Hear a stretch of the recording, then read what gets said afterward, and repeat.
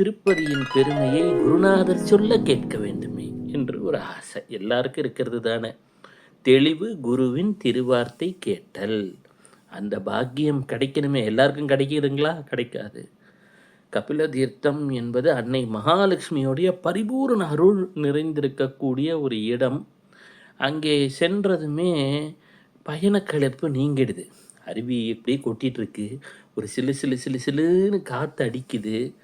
அதுவரை வந்த ஒரு தளர்ச்சி அயர்ச்சி எல்லாம் நீங்கி எல்லாரும் நாராயணா அப்படின்னு ஓய்வெடுக்கிறாங்க. அந்த நேரத்திலே மேலே இருந்து அப்படி தீர்த்தம் கொட்டி கொண்டிருக்கிறது. அந்த அருவியின் தீர்த்தத்தை கையேந்தி இப்படி பிடிக்கிறாரு நம்ம பன்றிமலை சுவாமிகள்.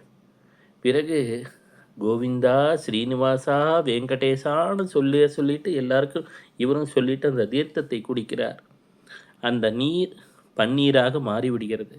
எங்கும் நறுமணம் கமழ்கிறது.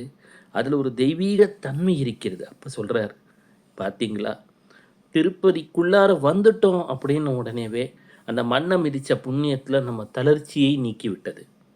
கையேந்திய உடனே தாகத்திற்கு நீரை தந்து விட்டது. அவன் பேரை சொன்னதுமே அந்த நீரில் ஒரு இனிமையும் சேர்ந்து விட்டது. அதுதான் வாழ்க்கையில் ஒரு இனிமையையும் சேர்த்துடுவான் ஏழுமலையான் என்கிறார்.